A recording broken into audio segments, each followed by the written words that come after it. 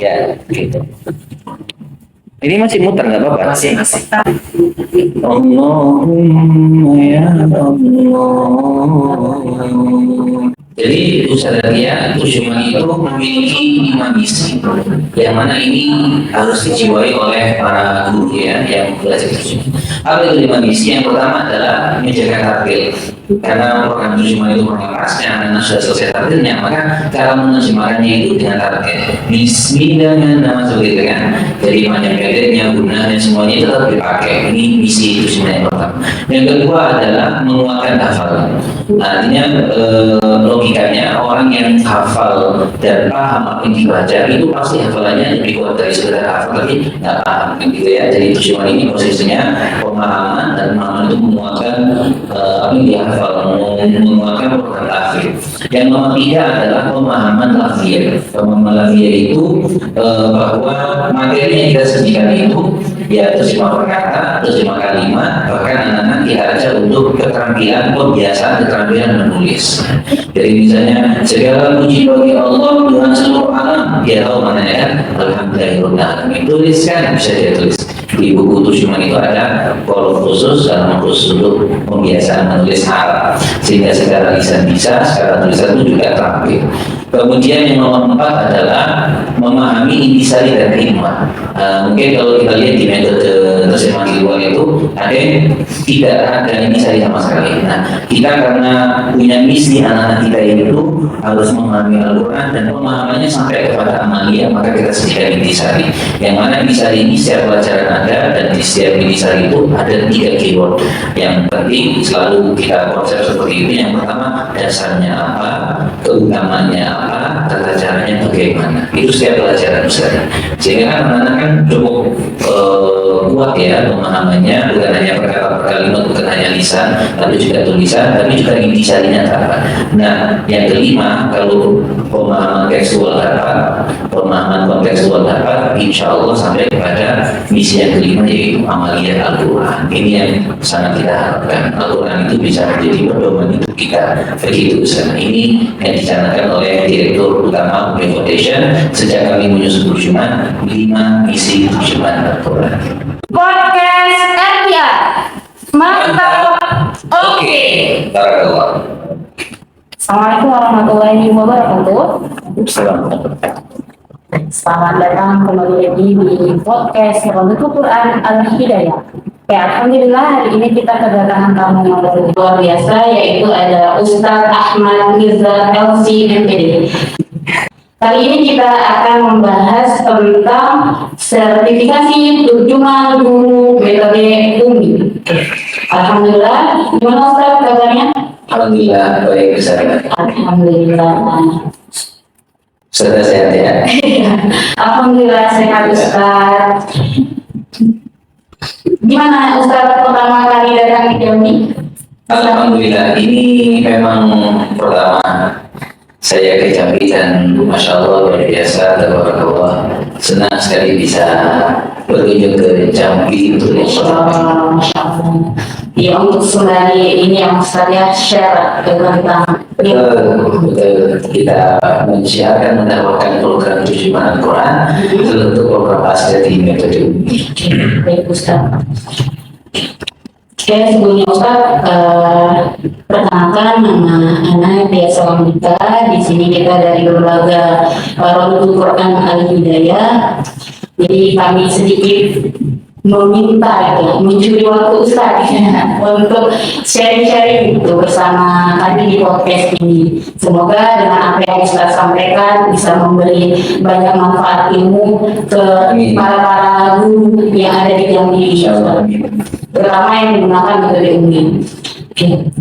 Sebenarnya Ustaz, apa sih terjemahan Al-Quran metode UMI ini Ustaz? Baik, jadi Ustaz Atia, terjemahan Al-Quran itu biasanya kami tanya ke guru-guru UMI ya, tidak langsung semuanya tahu apa itu terjemahan Al-Quran. Jadi terjemahan Al-Quran ini sebenarnya sebuah istilah yang sudah populer pada masa Rasulullah dulu, karena dia adalah gelar dari seorang sahabat yang paling pandai memahami Al-Quran yaitu sahabat Abdullah bin Abbas. Sehingga ada filosofi di balik nama ini. Kita ingin melahirkan generasi Qurani yang bisa memahami Al-Quran dengan baik dan benar dan cerdas Qurani seperti itu. Insya Allah, berarti memang punya visi misi yang seperti yang Ustadz sampaikan tadi ya Ustadz ya. Oke. Terus kenapa sih Ustadz harus bernama Turjuman Al-Quran? Masya Allah. Jadi sekalian ini memang betul. Awal kali kami menyusun itu program terjemahan ini namanya apa ya, waktu itu saya lupa, belajar mudah menerjemah atau apa yang jelas. Namanya waktu itu belum terjemahan. Nah, kebetulan Ustadz Mas Rudi, beliau orangnya memang visioner ya, dan beliau menyampaikan untuk namanya diganti menjadi terjemahan Al-Quran. Dan luar biasa memang ini juga satu semangat dengan kami sebagai tim yang menyusun bagaimana materi di terjemahan ini menjadi program yang mudah bagi anak-anak untuk memahami Al-Quran, khususnya Al-Quran ya, selain materi sholat juga, karena cara menerjemahkannya itu kita iramakan gitu ya, dengan seperti anak-anak mengaji di metode ini sehingga cukup familiar seperti itu. Jadi kita kasih nama itu alasannya sangat beralasan, yaitu sesuai dengan visi misi kita, keinginan kita untuk membangun generasi Qurani yang tentunya bukan hanya mahir membaca Al-Quran, tapi juga di aspek pemahaman Al-Quran. Masya Allah, saya ternyata berarti karena memang apa namanya, untuk anak-anak kan lebih senang dengan berirama, jadi lebih mudah untuk pemahaman kepada anak-anak gitu ya Ustaz ya. Oke.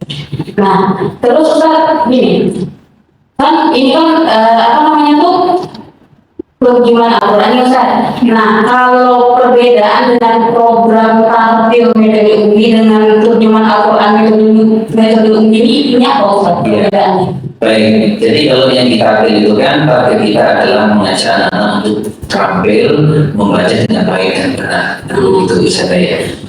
Tidak di aspek pemahaman. Nah, terjemahan ini karena aspek pemahaman posisinya memang program pasca. Jadi anak-anak harus selesai dulu membaca itu, dia sudah menguasai apa namanya, cara membaca dengan baik dan benar, termasuk secara teorinya, secara ilmunya yaitu tajwid, kemudian wajib itu dia sudah selesai sehingga prakteknya benar, teori tajwidnya benar. Setelah itu apa? Nah, tentunya nggak cukup di situ, anak-anak harus punya bekal pemahaman ya, supaya pesan-pesan Al-Quran itu sampai kepada anak-anak dan bisa diamalkan dalam keseharian mereka. Begitu Ustaz. Masya Allah. Luar biasa ya Ustaz. Nah ini Ustaz Afan sudah berapa lama Ustaz di bidang apa namanya terjemahan ini? Kalau perkiraan dulu kira-kira tahun 2013, sekarang 2013 sudah 10 tahun misalnya. Masya Allah ya, udah prosesnya udah lama banget. Iya, alhamdulillah dan istiqomah. Amin, amin insya Allah Ustaz. Berarti sebelum apa namanya ke terjemahan ini ke metode ini, Ustaz pernah ini nggak Ustaz? Pernah pakai kayak metode yang sebelumnya atau metode yang lain? Kan kalau dalam Al-Quran tidak dalam proses pembelajaran itu banyak nih dari teman-teman di luar sana yang pakai metode-metode lain itu ininya ke metode ini. Iya, ada beberapa metode yang meskipun tidak mendalam sekali, tapi ya kita belajar juga. Kemudian semuanya tentunya dengan izin Allah. Waktu itu kami diminta untuk masuk di tim penyusunan program terjemahan metode ini, yang saya rasa memang belum semua metode membaca Al-Quran itu memiliki program terjemah yang disusun dengan baik. Begitu saja ya, sehingga harapan kita metode ini sudah bagus alhamdulillah, maka program pasnya ini juga harus bagus, insya Allah terjemahan memiliki keunggulan di aspek terjemahnya maupun pemahaman kontekstualnya berupa materi intisari itu. Nah, ini Ustaz, kan sebelum kita sertifikasi terjemahan untuk guru metode ini kan berarti kan kita mengadakan yang namanya tasil Iya. gitu ya Ustaz ya, tasil. Nah, kenapa harus diadakan tasil gitu Ustaz dan sertifikasi terjemahan ini Ustaz? Baik, jadi misalnya ya kita di UMI itu kan punya UMI itu kan ada 7 program dasar ya, yaitu tasen, sertifikasi, coaching dan seterusnya itu ya. Nah ini juga kita berlakukan di program pasca, khususnya terjemahan. Jadi terjemahan itu butuh tasen, kenapa? Ya supaya guru-gurunya memahami konten materi jilid-jilid terjemahan itu sebelum mereka mengajarkan ke anak-anak. Kan tak mungkin mereka tidak tahu isinya, kemudian tiba-tiba mengajar gitu kan. Mengapa juga harus sertifikasi? Karena memang di sertifikasi yang terakhir itu materi terjemahan tentunya belum disajikan ya. Sehingga tahapan mengajarkan 3 skill seperti apa, intisari seperti apa, berkisah seperti apa, itu memang harus disampaikan dalam forum khusus sehingga guru-guru terjemahan setelah tasin mengikuti sertifikasi ini supaya punya bekal mengajarkan terjemahan. Seperti itu Ustaz. Ya, Ustaz. Nah, berarti setelah melakukan apa tadi tasin, baru kita ada pembinaan gitu ya Ustaz ya untuk Sertifikasi ya. Nah, baru bisa ada bekal untuk Mengajarkan terjemahan. Itu kan manfaat kita untuk mengikuti sertifikasi guru terjemahan Al-Quran metode ini apa Ustaz? Baik, jadi mungkin perlu saya sampaikan berdasarkan pengalaman ya Ustaz tadi ya. Kami sudah mentrainingkan ke hampir semua UMI daerah, meskipun ada yang belum, dan beberapa Porda. Dan ini luar biasa, Jambi ini masih Porda, tapi sudah perizinannya mengagendakan program terjemahan gitu ya. Dari beberapa yang sudah berjalan itu, alhamdulillah guru-guru itu rata-rata mereka misalnya di materi jilid sholat itu mereka, karena kan setiap hari mereka sudah sholat ya, dan setiap hari mereka membaca bacaan-bacaan itu, tapi ketika ditanya dasarnya apa tidak tahu. Iya. Siapa tidak tahu.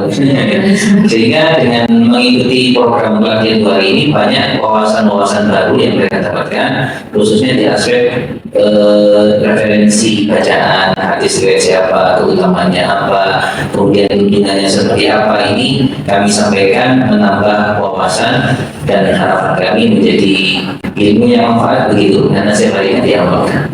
Dan itu salah satu filosofi mengapa terjemahan namanya terjemahan Al-Quran dan begitu saja ya. Tapi materinya sholat begitu. Nah ini sebagai mukadimah karena kita ingin mengajarkan kepada guru-guru aspek pemahaman di amalan yang memang dilakukan setiap hari, apalagi kalau kan sholat begitu.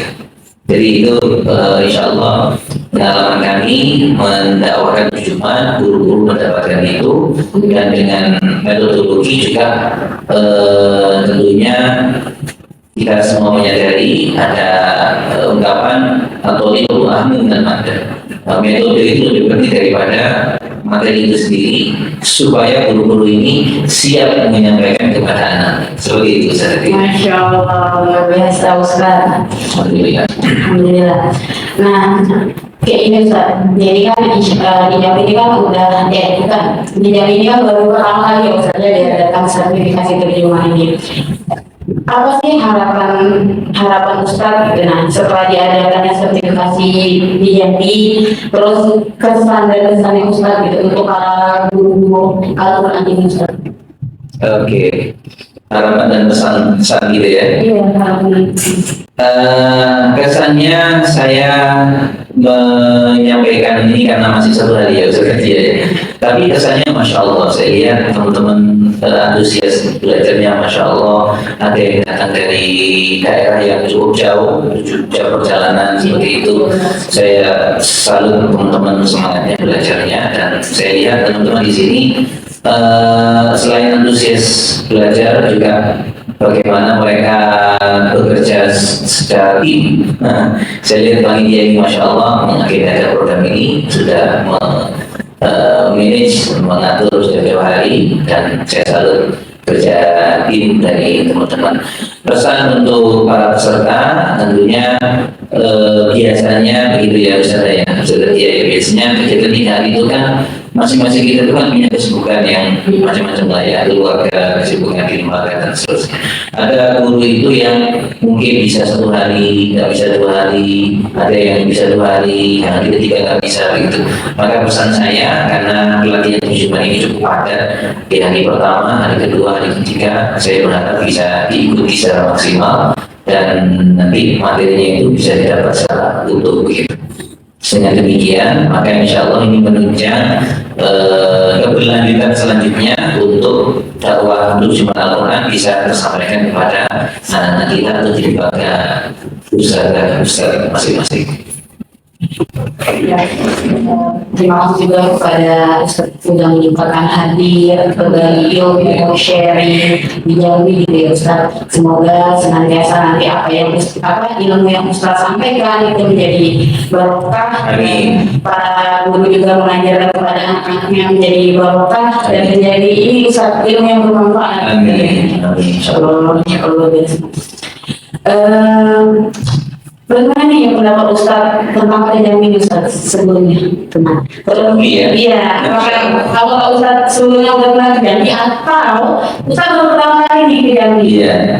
Ini yang pertama, Ustaz. Oh, Masya Allah. Pertama kali di Jambi dan Masya Allah pertama kali ke sini dan pertama kali juga menciarkan terjemahan begitu ya. Kalau saya ditanya kesan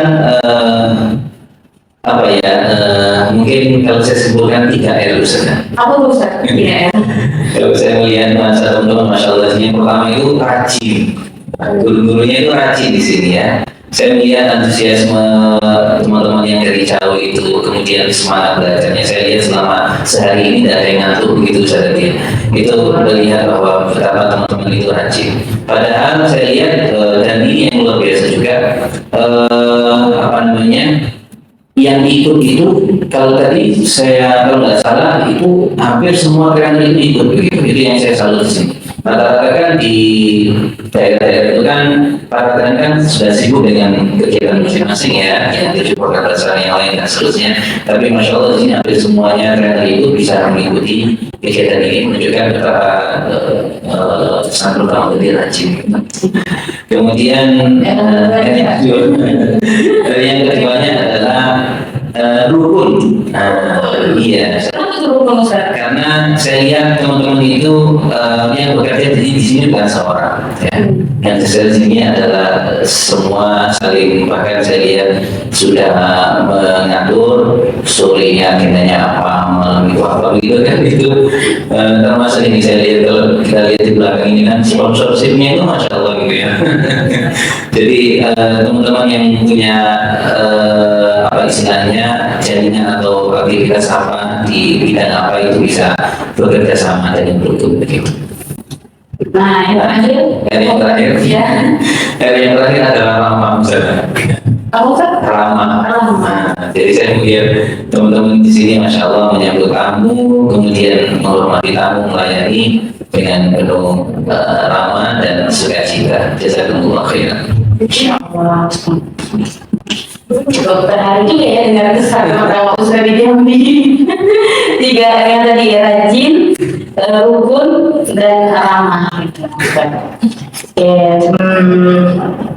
Menurut Ustaz, bila dilihat dari presentasi yang mengikuti sertifikasi ini, apakah terjemahan Al-Quran metode UMI ini bisa berkembang baik, pesat, ataukah perlahan gitu?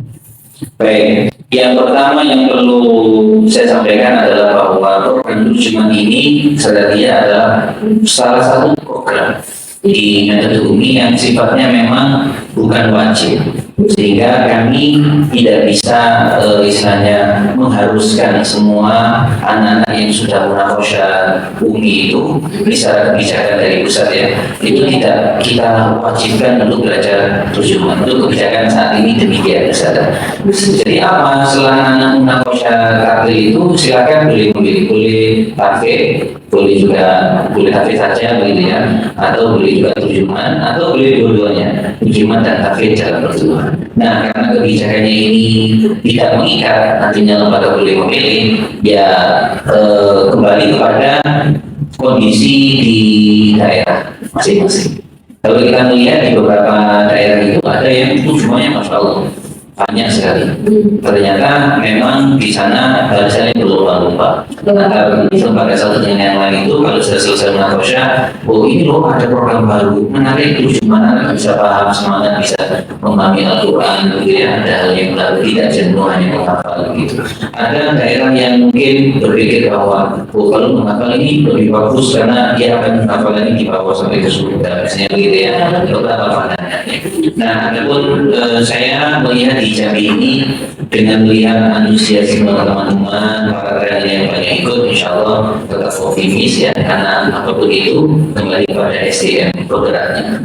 Karena trainernya banyak yang ikut, saya tetap optimis bismillah tentunya, bismillah terus ini bisa disiarkan lebih apa istilahnya ya, lebih luas lagi ya, karena di bidang ini juga di antara trainer inti juga kita libatkan supaya nanti harapannya ke depan bisa juga mendapatkan secara mati. Begitu bisa terjadi. Allah luar biasa ya Ustaz ini ya. Ini Ustaz udah ngobrol panjang ada Ustaz ya, udah beberapa pertanyaan yang dipakai sama Ustaz ini. Boleh dong Ustaz sedikit Ustaz coba Ustaz contohkan nih materi dari terjemahan Al-Quran ini Ustaz. Oke, saya contohkan mungkin 2 kalimat ya Ustaz ya, yang mudah aja yaitu surat Al-Fatihah. Jadi di Busman itu kita ada 3 skill, dan yang pertama itu adalah baca atau hafal materinya dengan target, harus dengan target itu tadi ya. Sebab ini program pasca yang isinya juga menjaga bacaan targetnya harus tetap standar. Kemudian terjemah perkata, lalu terjemah kalimat. Terjemah perkata ini harus, nah memang terjemah ini alfiah ya perkata. Tapi terjemah kalimat juga tidak boleh ditinggalkan karena makna yang bisa kita ambil dari kalimat itu ya makna struktural itu. Saya akan berikan contoh 2 ayat dan bagaimana cara menerjemahkannya. Ayat 1 dan 2 surat Al-Fatihah. Bismillahirrahmanirrahim. Bismillah nama Allah Ar-Rahman yang Maha Pengasih, Ar-Rahim yang Maha Penyayang. Semua kalimat. Bismillahirrahmanirrahim. Dengan nama Allah yang Maha Pengasih yang Maha Penyayang. Selanjutnya, Alhamdulillahi Rabbil Alamin. Alhamdu segala puji lillahi bagi Allah, Rabbi Tuhan Al-Alamin seluruh alam. Alhamdulillahi Rabbil Alamin. Segala puji bagi Allah Tuhan seluruh alam. Seperti itu. Berarti dia perkata ini langsung diilangkan juga seperti apa artinya ya Ustaz? Iya benar. Tapi nanti bisa tadi ya, ini kita kan di UMI kan ada tahapan pengembangan konsep nanti sampai evaluasi keterampilan evaluasi begitu ya. Itu ada apa istilahnya yang seperti tadi itu kita penanaman pengembangan konsep karena seperti itu pakai ilmu. Karena nanti ketika kita keterampilan atau ketika kita tanya jawab anak-anak ya, itu kita bisa terapkan tanya jawab supaya cepat tidak pakai ilmu. Jadi bisa kita tanya nih anak sudah diajarkan ya, apa artinya alhamdulillah puji Rabbi Tuhan gitu ya, supaya cepat dan tiktok gitu sehingga menarik. Kalau kita melihat metode kejiwaan itu kan mungkin bisa jadi meninggalkan bacaan tartilnya sehingga menurun itu standar gunanya atau maknanya begitu, karena saat menerjemah tidak dibaca dengan tartil. Mereka fokusnya hanya ke pemahaman. Tapi terjemahan ya jaga tartilnya, ya perkata, ya kalimat, bahkan ada intisari dan begitu saja. Kalau itu Ustaz, ini kapan Ustaz itu pertama kali menyusun ilmu ini Ustaz? Pertama kali menyusun itu kira-kira tahun 2013 Ustaz. 2013. Jadi sudah 10 tahun ya. 10 tahun dan waktu itu kita pre-launch atau kita launching pelatihan pertama itu tanggal 1 Ramadan waktu itu kita BCM berapa ya waktu itu di Bekasi di sekolah Arya waktu itu salah satu sekolah percontohan UI di sana kita trainingkan dengan beberapa peserta beberapa lembaga di Bekasi. Alhamdulillah setelah itu semakin bertambah dan berkembang ke bidang yang lain, Polda dan seterusnya. Ya, syukur Ustaz sudah menyempatkan waktu untuk berbagi ilmu dan sharing-sharing di sini Ustaz. Semoga Ustaz sehat-sehat terus dan ilmu yang Ustaz sampaikan juga menjadi berkah dan para guru juga mendapatkan keberkahan dari ilmu yang Ustaz sampaikan. Insyaallah. Alhamdulillah, terima kasih kepada Ustaz Ahmad Mirza LC MPDI yang telah hadir dan berbagi di sini, juga berbagi sharing-sharing ilmunya juga. Jadi memang diadakannya sertifikasi untuk guru metode UMI ini sendiri memang mungkin di ini misalnya untuk pemahaman terhadap Al-Quran tadi itu lebih dipermudah gitu. Terkhusus untuk ketika menyampaikan kepada anak-anak itu sendiri Ustaz. Jadi diadakannya sertifikasi ini agar guru-guru yang mengajar tadi juga mempunyai metode yang kuat dan punya cara yang pas gitu. Sampai gitu apa yang diajarkannya kepada anak-anak itu sendiri. Benar ya Ustaz? Benar. Oke. Jadi teman-teman semua cukup sekian dan terima kasih sudah menonton. Semoga apa yang ditonton tadi bisa bermanfaat dan menjadi wasilah kebaikan untuk kita semua. Jadi saya Desa Monika undur diri. Terima kasih. Wassalamualaikum warahmatullahi wabarakatuh. Waalaikumsalam.